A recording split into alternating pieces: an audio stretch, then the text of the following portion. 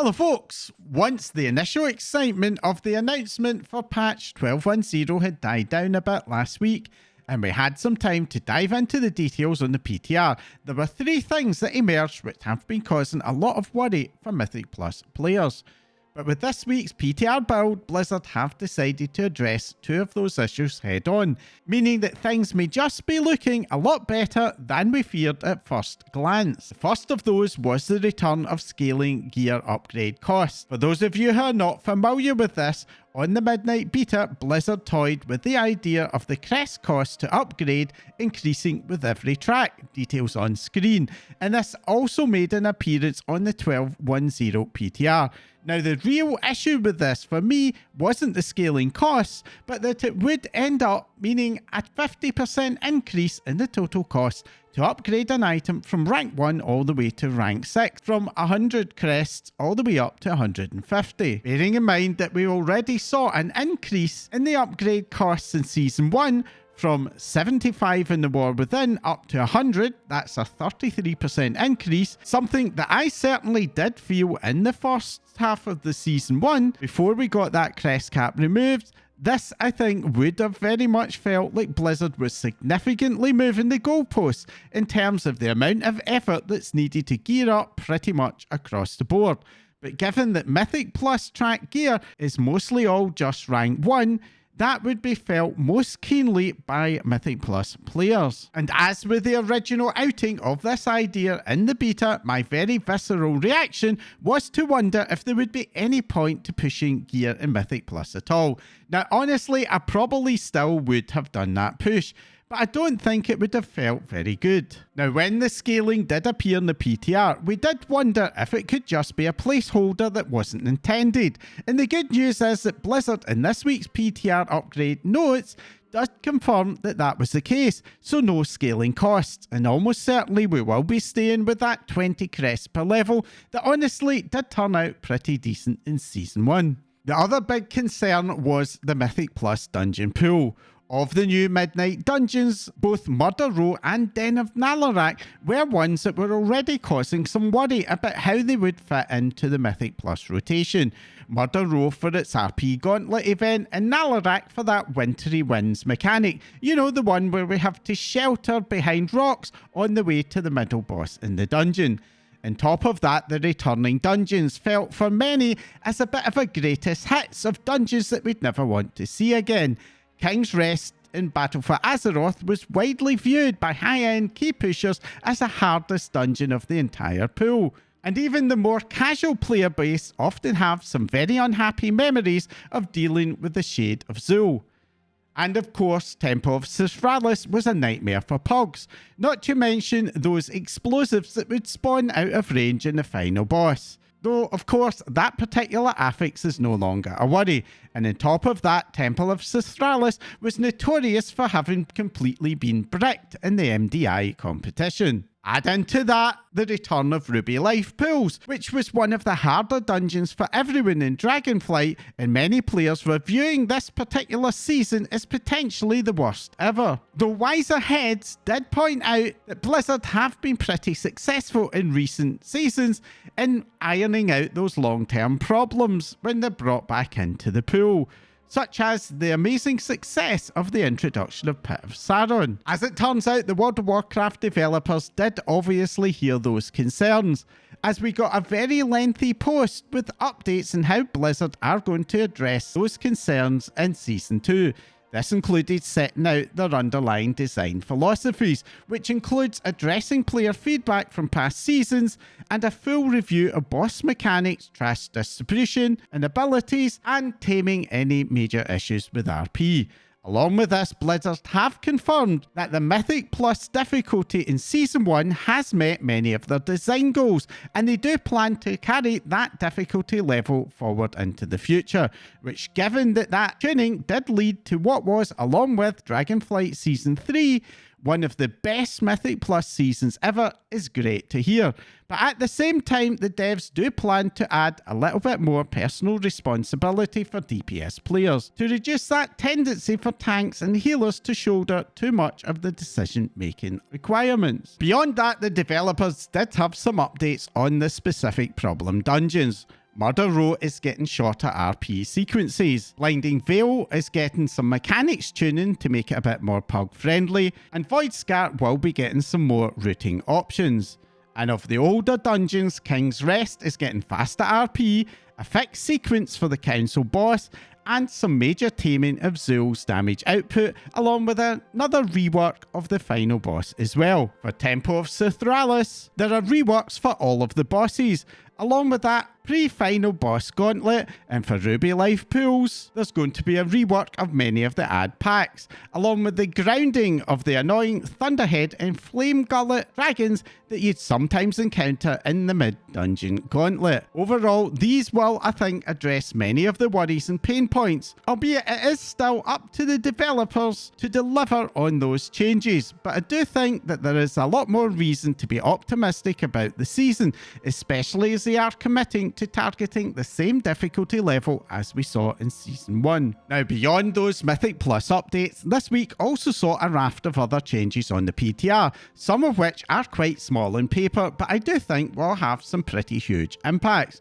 One of these was hidden away in an update for the Earthen Race, which is that Blizzard planned to nerf Exploration XP, that's the XP we get for uncovering zones, by a total of 60%. And that nerf is not just for the Earthen, but it's going to apply to all races.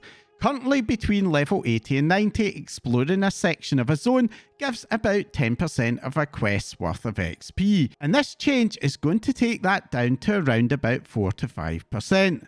That Exploration XP isn't a major contributor if you're not an Earthen character, but it is still enough to matter, so this is effectively a nerf to leveling speed, and there is no indication that there are any compensatory increases elsewhere. For the Earthen Race specifically, they will be hit much harder due to the buffed Exploration XP, and to compensate for that, they are getting a buff to the Ingest Minerals Well-Fed buff instead. Another change of note this week is for hunters who are also fans of transmog, as you will now be able to apply some weapon illusions to your bows and guns. But do note that this is only a limited set, which for the most part does seem to be the more recent offerings that have been introduced to the game. Something that's a lot more relevant for everyone are some more updates to the user interface.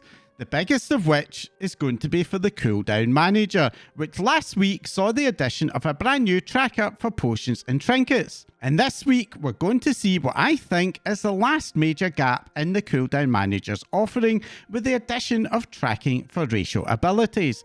Now, the impact of ratio abilities does vary quite a bit. Both variants of Dwarf, for example, do play a major part in high-level gameplay, as does Night Elf's Shadow Meld. But there are also a few other below-the-radar ratio abilities. For example, the Draenei's Gift of the Naru does do quite a bit of emergency healing, and the Lightforged Draenei's Light's Judgment is actually a very underrated DPS cooldown. And that does mean that that ability to be able to track your ratios does matter to a lot of players. And overall, this does mean that at long last, the Cooldown Manager is finally ready for release, just 30 months after its original planned release. Now, okay, I do know that the Cooldown Manager has been released for ages, but let's be honest here, back when it did launch in patch 11.15, my own personal feedback at the time was that it was just not fit for purpose. To their credit, the dev team have made some major improvements since then, and it has been doing a decent job ever since the launch of Midnight. But even then, there were still some very obvious major omissions that have now only just been plugged. If the Cooldown Manager had first launched in its 12.10 state, it would have been an instant success right from day one, even without Blizzard having to have removed weak orders.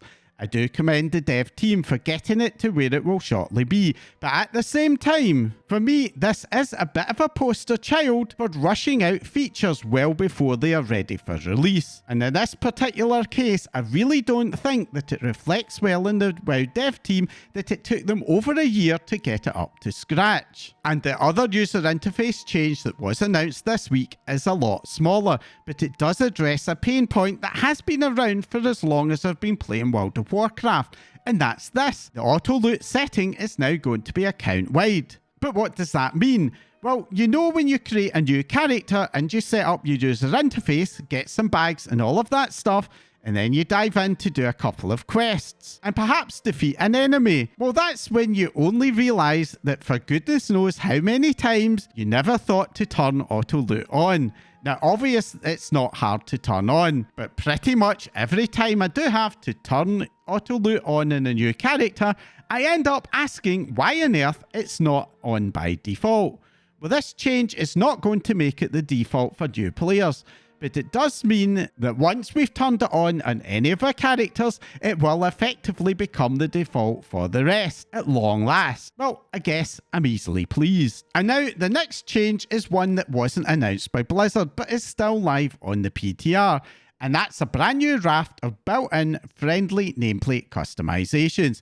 Now, if you use nameplate add-ons or a user interface replacement like LVI, you're probably very familiar with the way that as soon as you enter a dungeon or raid, those friendly player nameplates turn into a bit of a mess. And it's not just in dungeons and raid. Garrisons are another very major pain point. The reason for this was a restriction that was introduced, I think, back in Legion to block add-ons access to friendly nameplates in instances, something that was brought in due to a pretty major exploit. And while this change isn't going to offer the level of customization that we're used to from add-ons, it does still offer what is for me at least a greatest hits wish list of things that I would want to do with friendly player nameplates, and it's very welcome to see it arrive as a built-in option available to all. That said, we are still somewhat lacking in options for friendly NPC nameplate customization in instances, and I do hope that that particular gap is one that gets plugged by Blizzard during this PTR cycle. And staying in the subject of unannounced user interface updates, if you've been wondering if Blizzard have forgotten to add any new campfires to the character selection page, well, they haven't, and we will be getting 2 brand new Silver Moon themed options in patch 12.10, one of which has the Void portal looming over the scene, where we don't spend very long on the login page. I do personally find that looking at the same old on that login page day after day does tend to get a little bit boring, so getting some more options is very good to say. But at the same time, I am very surprised at how slow these login screens roll out. For example, surely we should by now have had one scene for each Midnight Zone in Midnight. Just saying. And that's it for the more impactful PTR updates this week, but there are a couple of other updates for the live game as well. First up, if you've been very busy trying to get that brand new mount for Ahune, you may perhaps have been using a cheese that involved looking at the contents of the dungeon bag without actually looting it. Well, I hope you got your mount in the first couple of days, as that cheese has now been effectively blocked with a rework to how the bag works. Albeit to compensate the rest of us who didn't get the mount first, we have got a doubling of the base drop rate, along with the addition of bad luck protection to boost the drop rate even further over time. Now, that last announcement from Blizzard was a bit interesting to me, because I think the majority of us were assuming that bad luck protection had been there from day one, but I guess it wasn't. And I do wonder what other recent holiday drops Blizzard had forgotten to add that all-important bad luck protection to. Now, as this video does go live, a brand new micro-holiday, the Darkspear Dash, will be active. And this will see the Horde players being able to run from the Echo Isles all the way to Silver Moon.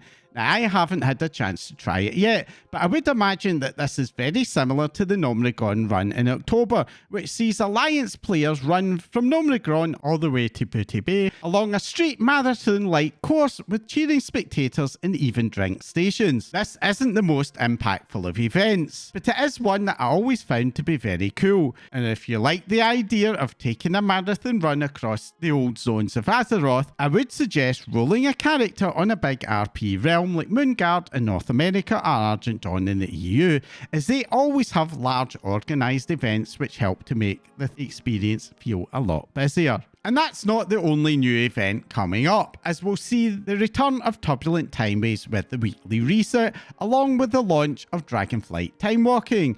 and a chance to earn this really cool mount. Getting the mount will require hitting Master of Timeways for 4 out of the 6 weeks of the event. Master of Timeways requires running 4 time walking dungeons without letting the Turbulent Timeways buff drop off. That buff does last 2 hours and survives logout and death, so it's not super hard to do. And that's it for this week's update. As always, I would love to hear all of your thoughts. Are you farming for that new mount, or are you just in the waiting room for Season 2? Comment down below. If you found this update helpful, entertaining, or even just plain annoying, then let me know by hitting that like icon. And if you want to support my channel to grow and help me to make more of these videos along with other content, then hit that subscribe button right now before you forget. If you don't want to miss out whenever I release a new video, then as well as subscribing, you can follow me in social media for updates. My links in the description below as well. I've also started streaming on Twitch on Wednesdays, Saturdays and Sundays, and you can find a link to my channel below. And I hope you'll be able to join me on my journey of exploration through Midnight. That's all for now. Thanks for watching.